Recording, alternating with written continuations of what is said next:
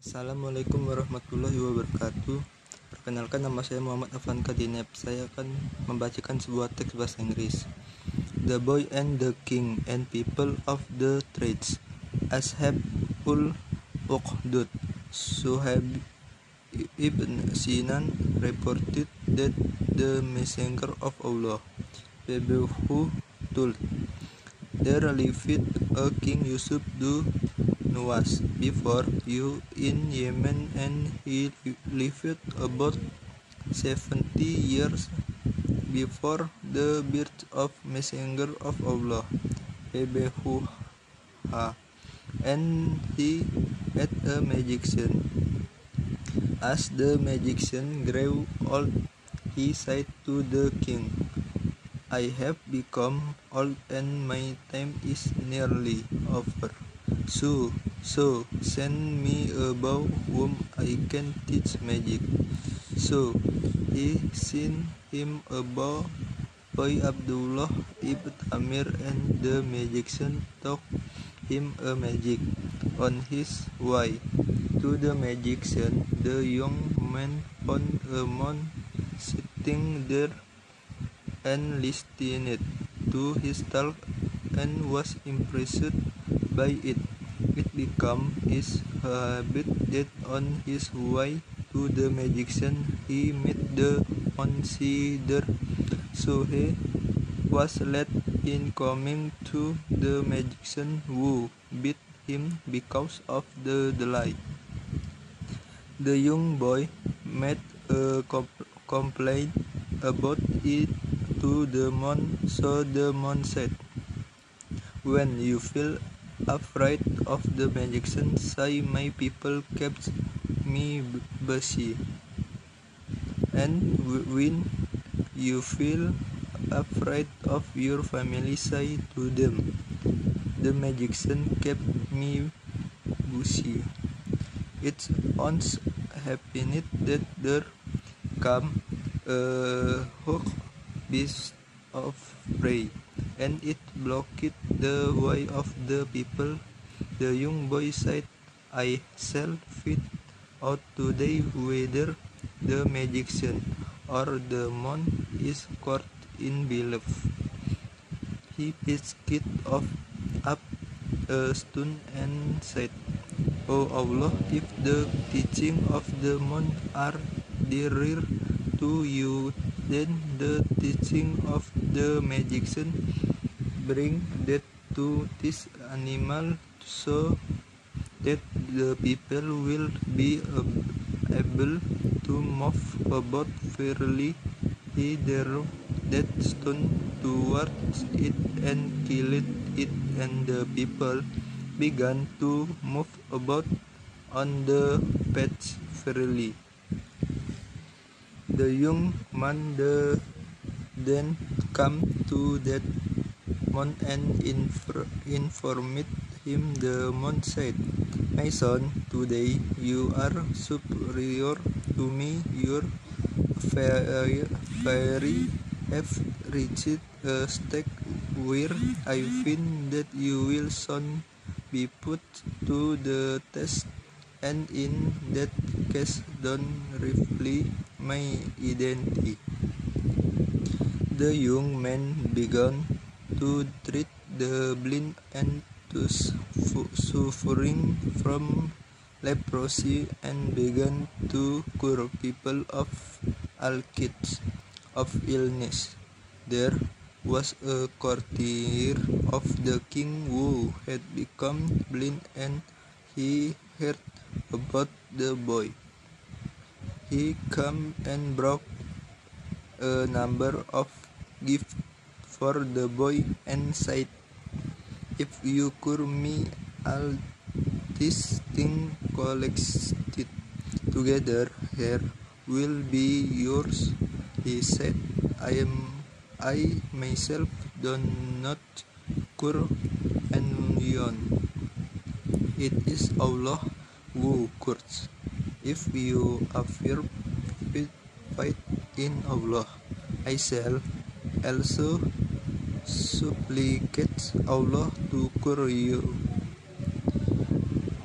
He affirmed his faith in Allah and Allah cured him.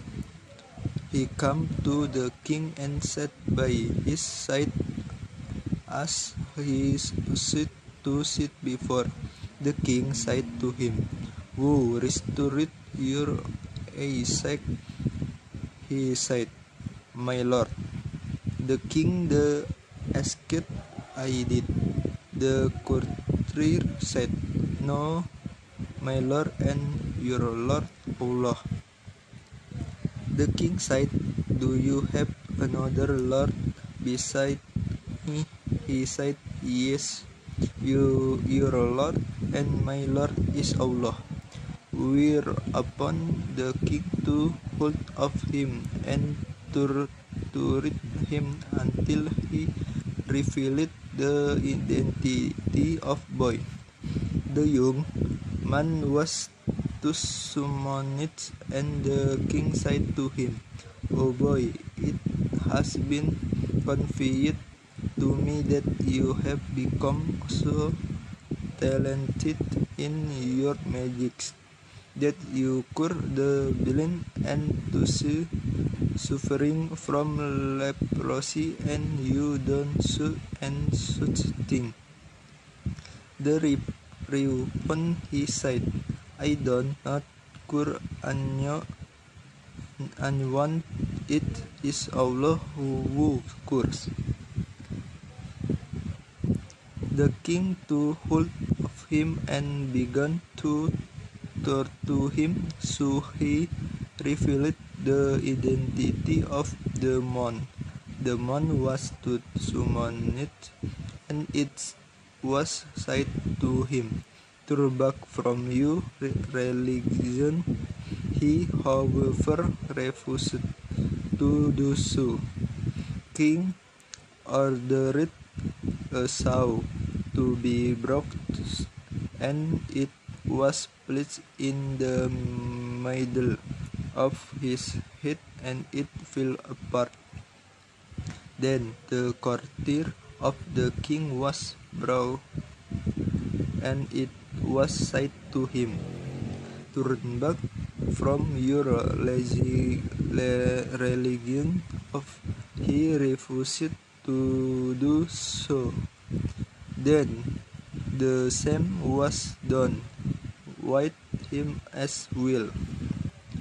Then the young boy was brought, and it was said to him, "Turn back from your religion."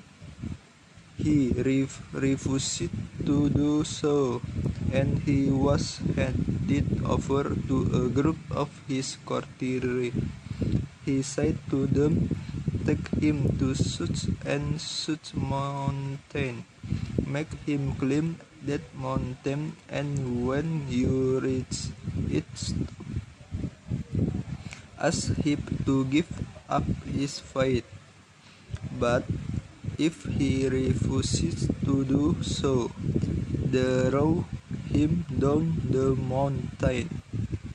So they took him and made him climb the mountain. The boy prayed, "Oh Allah, save me from them in a way you will." The monk began to quiet, and they all fell down. The boy came walking back to the king. The king said to him, "What has happened to your companion?" He said, "Allah has saved me from them." He again handed him to some of his courtiers and said, "Take him and carry him away in a small boat, and when you reach the middle of the ocean, ask him to give up his religion. But if he does not give up his religion, throw him into the water." So they took him, and the boy prayed, "Oh Allah, save me from them and what they want to do. It was not long before the boat of turned and they were drowned, but he came walking back to the king. The king said to him, "What has happened to your companion?" He said, "Allah has saved me from them." He also said to the king, "You cannot kill me until I tell you how to do." He asked, "What is that?" The boy said, "You should gather people on a plain and hang me by the trunk of a tree. Then take a row from the quiver and say, 'In the name of Allah, the Lord of the world, that should earn a row. If you do that, you will be able to kill me.' So he did this, and placing an arrow in the bow, he shot it, saying, 'Bismillahirrahmanirrahim, in the name of Allah, the Lord of the young boy.' The arrow hit the boy in the temple, and the boy placed his hand over the arrow wound and died. The people proclaimed, 'We affirm our faith in the Lord of this young man.' The courtiers came to the king, and it was said to him, 'Do you see what has happened? That which you feared has taken place, that their fight is in the Lord.' So he ordered that his toe be dug, and at the entrance to the road, and it was done, and fierce were killed in then the king said, 'Whoever abandons his religion, let him go, and whoever does not, throw him into the fire.' The people courted that, but it not refused their faith from Allah, until a woman came with her baby whom she was breastfeeding. She felt hesitant about jumping into the fire. The baby spoke to her, 'Be patient, mother, for verily you are following the truth.' Muslim and Imam Ahmad recorded it. According to some reports, about more than 12,000 people were burned into ashes. After that, the fire flared up so high that its spirit of wildly through the city and burned all to see who were wasting the fun of burning the Muslim. Only Yusuf bin Nuwas the king managed to run away and threw himself into the sea in order to save himself from the wreck of the fire, but he got drowned and died. Tafsir Mazhari. It was about Nuwas and his army that Allah revealed to his messenger PBUH in Surah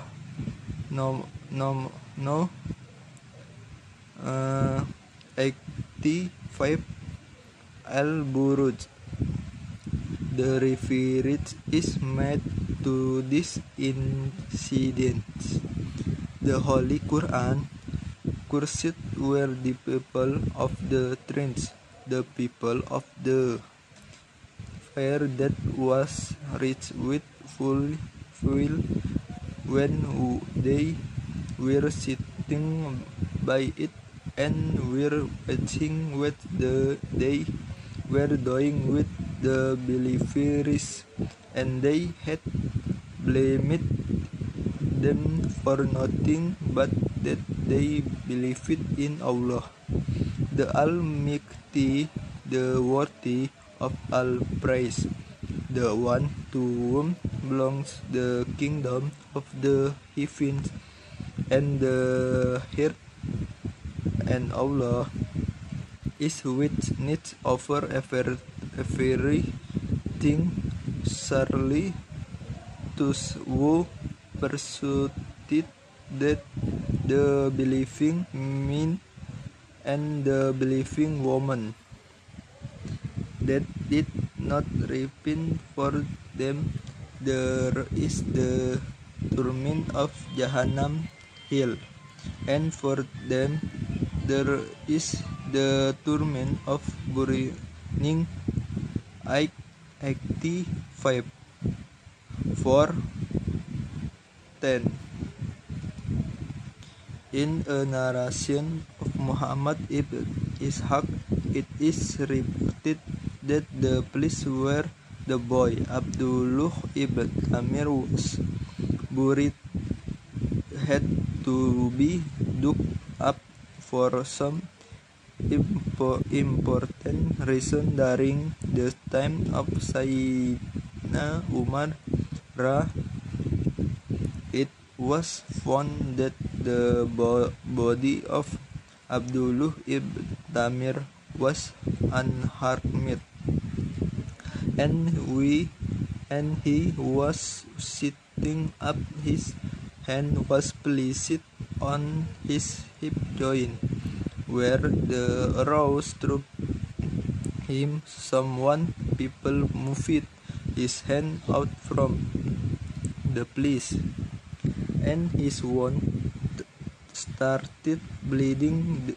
When the hand was placed back in its position, the bleeding stopped. There was a ring in his finger which had the inscription Allahu Rabbi, Allah is my Lord. The governor of Yemen informed Sayyidina Umar about this, and he wrote back in reply, cover the body back as it was with his finger ring. Tafsir Ibn Kathir. Itu saja dari saya bacaan bahasa Inggris tadi. Saya ucapkan wassalamualaikum warahmatullahi wabarakatuh.